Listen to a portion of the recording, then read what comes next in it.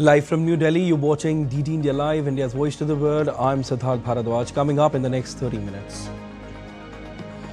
Prime Minister Narendra Modi proposes 6 initiatives, from space to critical minerals, from health to countering drug terror nexus at the G20 Johannesburg Summit.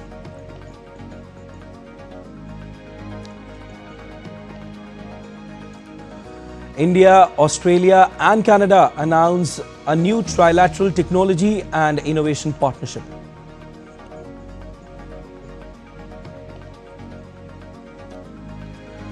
France, Britain and Germany set to meet EU, US and Ukrainian officials in Geneva on Sunday. Donald Trump signals scope for changes ahead of Thursday's deadline.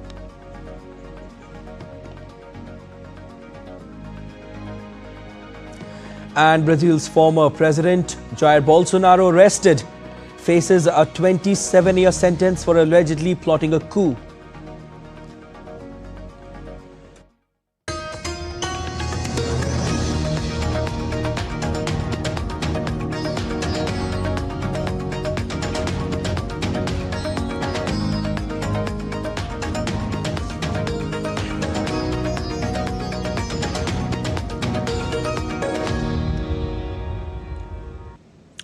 Continue to put forth India's perspectives on the G20 agenda and discussing key global challenges. Prime Minister Narendra Modi, who is on a visit to Johannesburg, South Africa for the G20 Summit, will be attending the 3rd session of the summit today. Prime Minister Modi will speak on a fair and a just future for all, critical minerals, decent work, artificial intelligence in the 3rd and last session of the summit.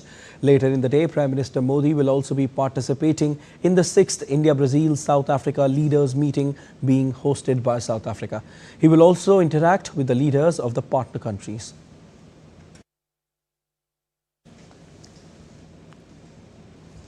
Earlier on Saturday, Prime Minister participated in the G20 Leaders Summit hosted by the President of South Africa, Cyril Ramaphosa, in Johannesburg. This was Prime Minister's 12th participation in G20 Summit. Prime Minister addressed both the sessions of the opening day of the summit. He thanked President Ramaphosa for his warm hospitality and for successfully hosting the summit.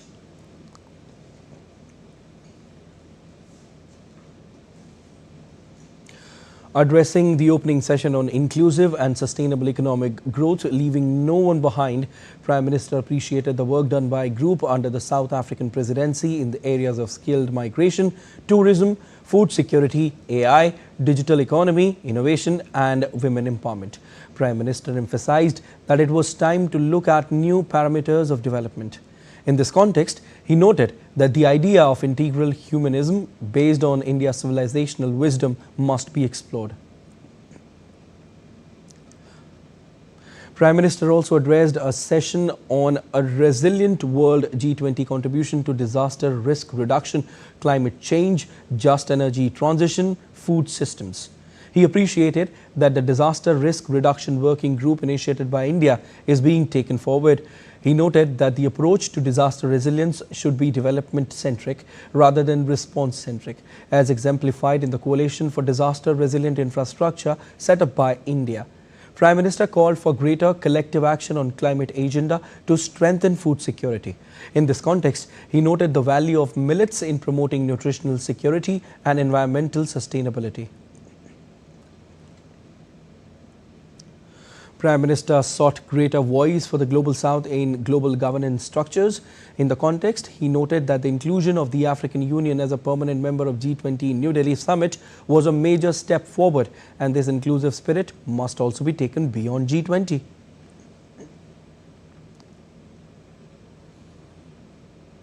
Meanwhile, at the G20 Summit, Prime Minister Narendra Modi elaborated India's approach to growth, development and well-being for all, proposing 6 ideas for consideration. Elaborating India's approach to growth, development and well-being for all, Prime Minister proposed a few actionable for the G20 to consider. These included, number 1, creation of a G20 Global Traditional Knowledge Repository. This would harness collective wisdom of humanity for the benefit of future generations. Secondly, creation of a G20 Africa Skills Multiplier. This program would aim to create a pool of 1 million certified trainers for skilling the youth in Africa. The third, creation of a G20 Global Healthcare Response Team, which would comprise healthcare experts from each of the G20 members and could be deployed to deal with global health challenges in any part of the world. The fourth, establishing a G20 Open Satellite Data Partnership, a program of satellite data in which G20 space agencies would make information available to developing countries for agriculture, fisheries, disaster management, among other activities. Fifth, he also talked about creation of a G20 Critical Minerals Circularity Initiative, an initiative which would foster recycling, urban mining, second life battery projects, and innovation of various types, and help in strengthening supply chain security and develop cleaner pathways of development. And finally, Honorable Prime Minister mentioned about creation of a G20 initiative on countering the drug and terror nexus. Later, a declaration was adopted at the G20 Leaders Summit, acknowledging the impact of rising geopolitical and geo-economic competition. The leaders confirmed that solidarity, equality and sustainability are key pillars of inclusive growth. A spokesperson for South Africa's President Cyril Ramaphosa said that the document cannot be renegotiated, noting that it was prepared after months of work and an intense final week. India has ensured that the key outcomes of its 2023 G20 presidency continue to strongly shape the agenda at this year's G20 Summit in South Africa, with the leaders' declaration echoing New Delhi's priorities and amplifying the voice of the Global South. The key outcomes from India's point of view are: terrorism in all its forms and manifestations has been condemned. On technology, the transformative potential of digital public infrastructure has been highlighted. The New Delhi commitments to harness the potential of digital and emerging technologies, including AI, has been reiterated. There was a push for strong language on empowerment of women and girls, and in this regard, women-led development has been encouraged. The Coalition for Disaster-Resilient Infrastructure has been recognized in the declaration. The Deccan High-Level Principles on Food Security and Nutrition has been reinforced in the context of food security. In health, the role of traditional and complementary medicine has been recognized, echoing the New Delhi Leaders' Declaration. The importance of embracing sustainable production and consumption patterns and mainstreaming lifestyles for sustainable development or life has been recognized. India also pushed for a call to reform the United Nations Security Council that improves its representation. And language from the New Delhi Leaders' Declaration finds resonance across the document on various other matters. Another significant initiative was announced on the sidelines of the G20 Summit. Prime Ministers of India, Australia and Canada announced an Australia-Canada-India Technology and Innovation Partnership. The leader said the initiative will deepen collaboration between democratic partners across 3 continents and 3 oceans in emerging technologies, support diversification of supply chains, clean energy and mass adoption of AI. We look forward to working together to guarantee a better future for the coming generations.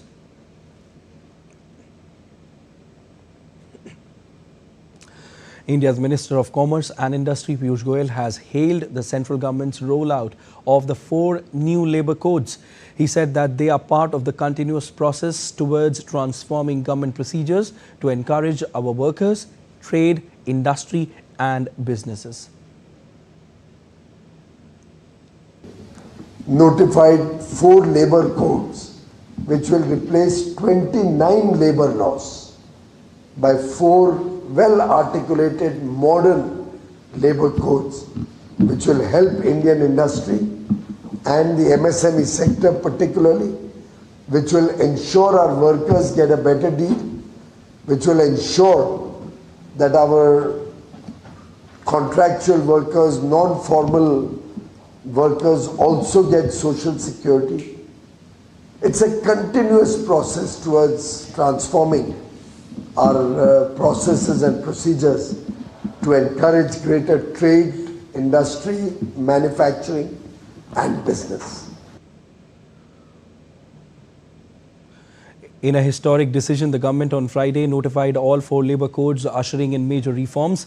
These include extending universal social security coverage for gig workers, promising gender pay parity, expanded rights and safety for women workers, providing statutory backing for minimum wages and introducing fixed-term employment. The mortal remains of Wing Commander Naman Syal repatriated to India on Saturday following his tragic death in the Tejas fighter jet crash at the Dubai Air Show on Friday. Indian Ambassador to the UAE Deepak Mittal and Consul General Satish Sivan paid their respects at Emirati Defence Forces, accorded the fallen pilot a ceremonial guard of honour before his repatriation aboard a special Indian Air Force aircraft.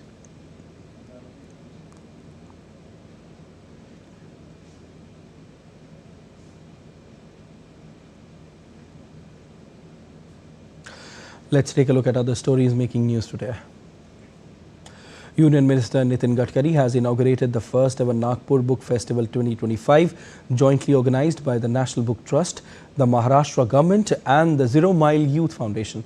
The 9-day festival, held at Resham Bagh ground in East Nagpur, will run until 30th of November and aims to promote reading and literary engagement. Reading is not just entertainment but a path to personality development. Mahe, the first vessel of India's indigenous Mahe-class anti-submarine warfare shallow water craft, will be commissioned into the Indian Navy in Mumbai on 24th of November 2025. Designed and built under the Make in India program, the platform strengthens India's maritime capability with its agile design and modern systems. The Indian Army has launched a nationwide humanitarian drive with an advanced surgical eye camp held across November. Camps were organized in New Delhi, Dehradun, Jaipur and other locations, supported by a specialized team of Army ophthalmologists and paramedical staff. With over 2,000 sight restoring surgeries completed, the initiative highlights the Army's medical expertise and its commitment to delivering critical healthcare to communities across India. The Western Naval Command has flagged off the WNC Navy Half Marathon 2025, led by Flag Officer Commanding-in-Chief Vice Admiral Krishna Swaminathan. The annual event, now in its 8th edition and scheduled, stands at a major celebration of naval spirit, physical endurance and national pride. The marathon continues to be a key platform that brings together service personnel and civilians. And still to come on this edition of DD India Live. Reports of US set to launch new phase of Venezuela operations make rounds ahead of designating Cartel de los Soles, in fact, a foreign terrorist organization, on Monday. India looked to tighten their grip when South Africa resumed their innings on day 2 in Guwahati Test. And we will show you visuals of the closing ceremony of the 11th Indo-Sri Lanka Joint Military Exercise Mitra Shakti, held in Belagavi.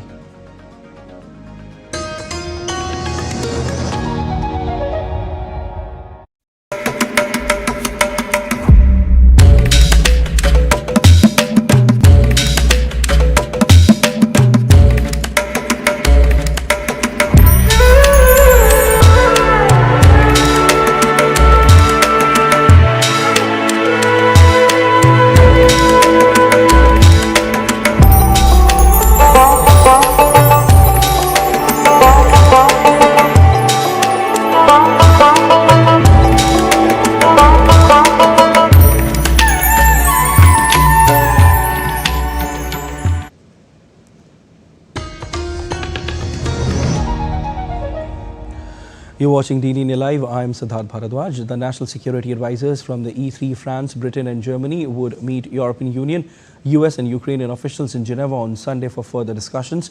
The meeting comes after European and other Western leaders on Saturday said US peace plan was a basis for talks to end Russia's conflict in Ukraine, but needed additional work.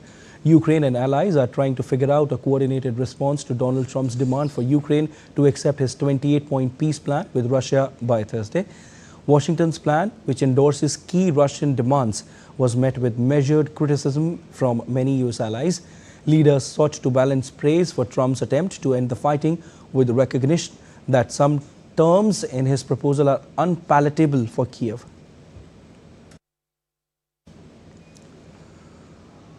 Meanwhile, Trump said his current proposal for peace in Ukraine is not his final offer.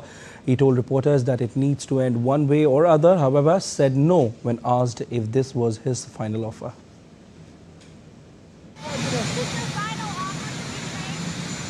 No, not my final. No, we'd like to get the peace. It should have happened a long time ago. The Ukraine war with Russia should have never happened. If I were president, it never would have happened. We're trying to get it ended. One way or the other, we have to get it ended. So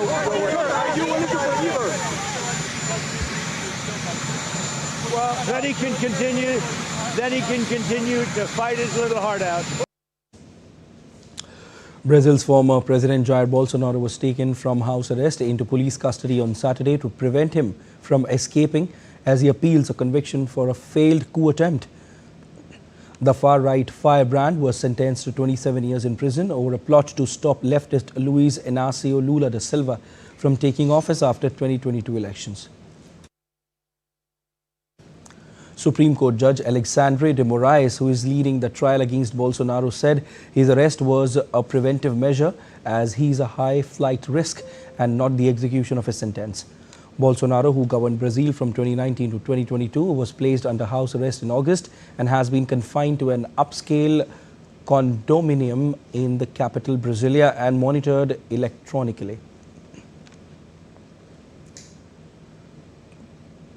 Tensions are rising between the US and Venezuela as the United States is poised to launch a new phase of Venezuela-related operations in the coming days, according to the sources. As per the report, two of the US officials said covert operations would likely be the first part of the new action against Maduro. Officials speaking on the condition of anonymity said President Trump is prepared to use every element of American power to stop drugs from flooding into our country and to bring those responsible to justice. The Trump administration has been weighing Venezuela-related options to combat what it has portrayed as Maduro's role in supplying illegal drugs that have killed Americans. He has denied having any links to the illegal drug trade.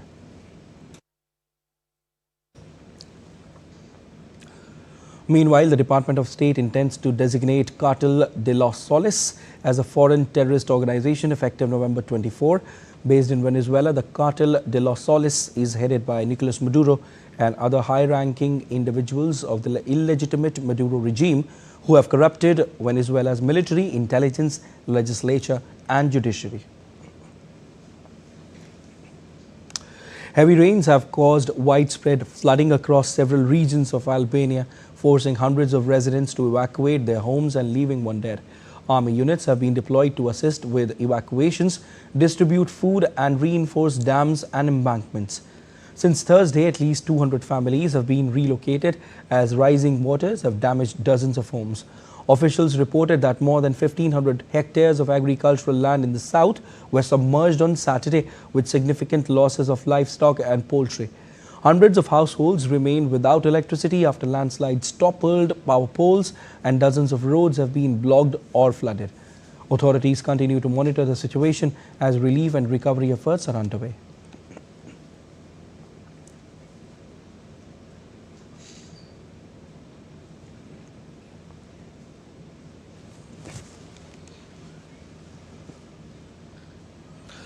COP30 Climate Summit is heading for a dramatic showdown. A new draft agreement has dropped all mention of fossil fuels, sparking outrage among delegates.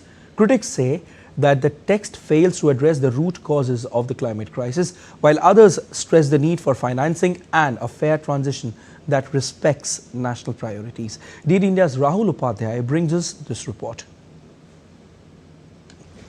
The COP30 Climate Summit in Belém, Brazil, headed for a dramatic showdown on Friday as hosts dropped efforts to push for a global plan to phase out fossil fuels. The move has reignited tensions over the future of oil, gas and coal in international climate negotiations. A new draft text was released without the mention of fossil fuels, removing all options that had appeared in earlier versions. The omission has sparked outrage at the two-week conference of nearly 200 governments. Colleagues, friends, The political text released is simply unacceptable. It is not a serious basis for negotiations. It fails the Amazon, it fails science, it fails justice, and it fails the people we are here to represent. It simply cannot be legitimized. There is no mention of fossil fuels phased out, or phased down, or deforestation. Nothing. This COP is even failing to repeat language already agreed in previous years and under the global stocktake. Failing to name the causes of the climate crisis is not compromise, it's denial, it's criminal. Amid the heated debate, India's Environment Minister Bhupendra Yadav strongly underlined the country's position. He said India remains committed to domestic adaptation as part of climate action, but stressed the urgent need for scaled-up adaptation finance to bridge the widening global gap. Minister Bhupendra Yadav emphasized that a just transition must go beyond the energy sector, describing it as, quote, an economy-wide, all-inclusive, people-centered transformation that respects national circumstances, ensures equity, and secures social justice, unquote. As COP30 heads into its final stretch, the absence of fossil fuel language in the draft deal has set the stage for a fierce battle. India's stance on removing fossil fuels is that, while it supports the goal, any phase-out must be equitable and not uniform across nations, recognizing the need for a just transition that considers development priorities. With developing nations demanding equity, finance, and justice, the world watches whether Belém will deliver a breakthrough or deepen divides in the global fight against climate change. Rahul Upadhyay's report for DD India. Time now for sport, and India will look to hold South Africa under 300 runs when Day 2 resumes of the second Test match in Guwahati. India worked their way back into the match on Day 1, picking up 4 wickets in the last session to make it an even battle at the end of play. Spinner Kuldeep Yadav took 3 wickets as India restricted the tourists at 247 runs for the loss of 6 wickets at stumps. Tristan Stubbs, who made 49, and skipper Temba Bavuma put on 84 runs for the 3rd wicket after South Africa elected to bat in the bid for a first Test series win in India in 25 years. After Ravindra Jadeja had Bavuma caught by Yashasvi Jaiswal in the final session, Kuldeep snaffled 2 key wickets to peg back the visitors. South Africa chased a first series win in India since Hansie Cronje's team triumphed in 2000. The tourists won the first test of the 2-match series by 30 runs in Kolkata.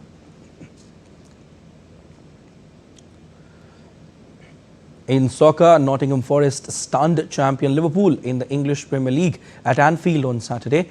Forest clinched a 3-0 thumping victory that dented the Reds' title ambitions in Forest's first back-to-back league wins at Liverpool's iconic ground in 62 years. Goals from Murillo, Nicolo and Morgan sealed Forest's win to hand Arne Slot's men a shocking 6 defeat in their last 7 league games. Liverpool plummeted to provisionally 11th in the table on 18 points, 8 points behind leaders Arsenal, who host Tottenham Hotspur on Sunday. Forest are at 16th place.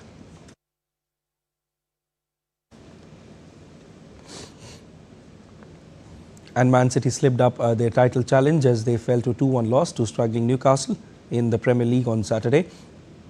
It was a game of missed opportunities as Nick Woltemade and Harvey Barnes failing to capitalise for the Newcastle. As they did, fell 4 for City.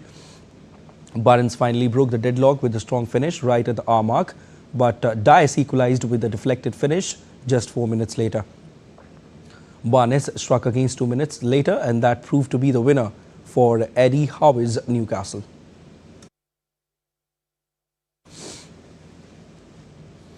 The 11th Indo-Sri Lanka joint military exercise Mitra Shakti has concluded with a closing ceremony at the Foreign Training Node in Belagavi. The exercise focused on joint tactical drills and sub-conventional operations under a UN mandate, strengthening interoperability and mutual trust between the Indian Army and the Sri Lanka Army. It also enhanced joint capabilities in counter-terrorism and semi-urban operations.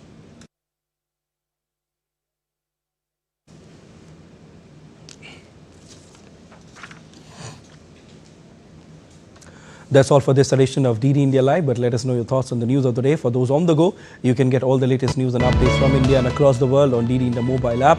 The app is available on both Android and iOS platforms, and you can scan the QR code on the screen to download now. We'll be back with more news as it breaks here on DD India. I'm Siddharth Bharadwaj from all of us here in Delhi. Thanks for watching DD India Live.